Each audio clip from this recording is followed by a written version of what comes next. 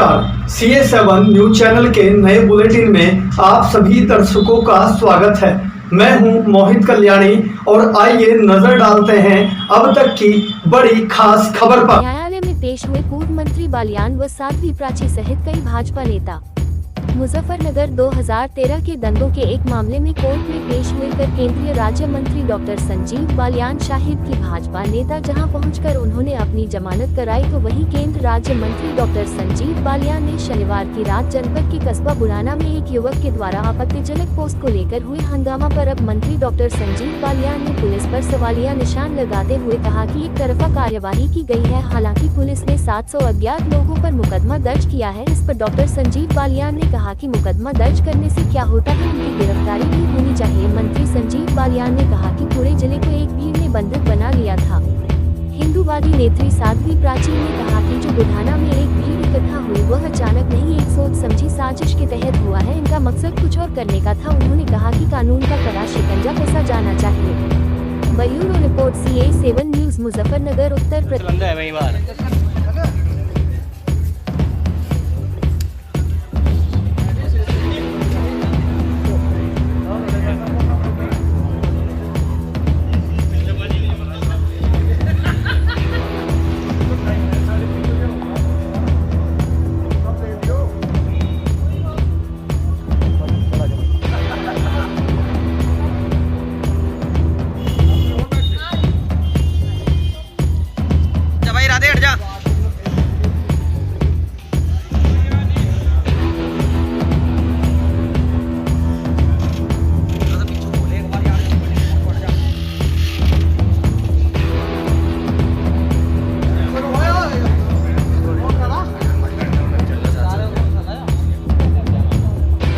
तो 2013 के मुजफ्फरनगर दंगों का ही मुकदमा है, उसमें हम सब लोग हैं।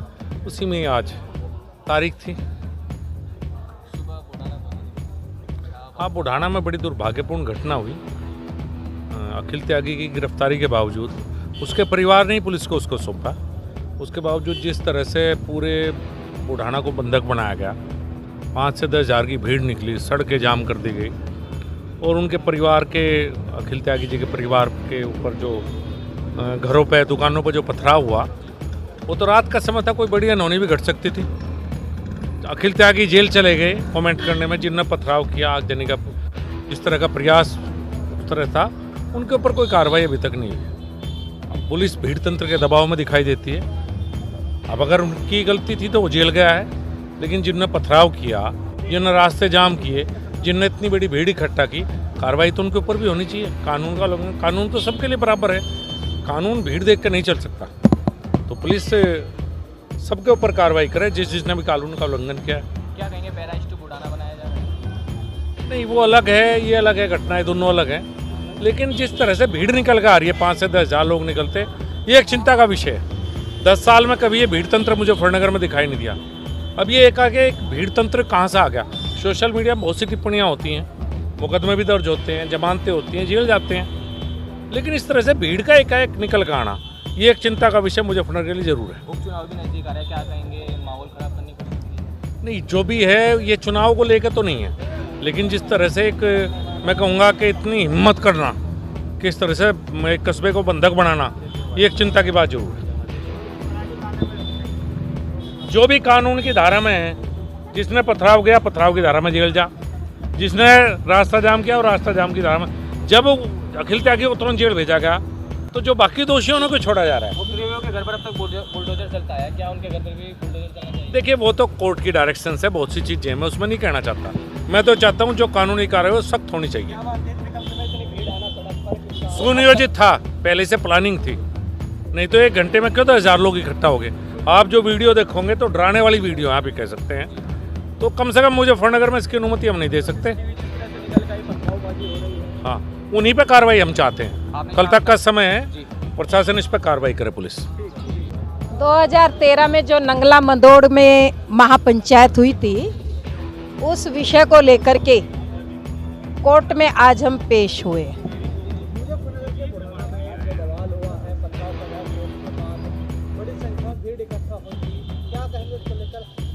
देखिए, बुढ़ाना के अंदर जो हजारों की संख्या में और रात्रि के समय में जो भीड़ इकट्ठी हुई है वो एक सोची समझी साजिश के तहत हर जगह ये भीड़ इकट्ठी हो रही है और इस भीड़ का मकसद आरोपी को जेल डलवाना नहीं, कुछ और कराना है।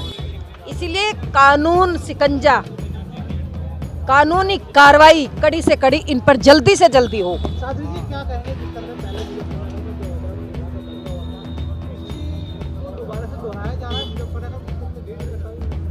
ये जो भीड़ रात्रि के समय हुई मेरे भाई, ये कोई अचानक नहीं हो पाई, ये पूरे देश के अंदर एक साजिश चल रही है और विशेषकर उत्तर प्रदेश में गोपाल मिश्रा की हत्या पूरे विश्व ने देखी। बुढ़ाना में भी घटना हो सकती थी, वो रात्रि का समय था। त्यागी को गिरफ्तार कर लिया, जेल में डाल दिया, उसके बावजूद आखिर क्यों ये इतनी बड़ी भीड़ सड़कों पर आई?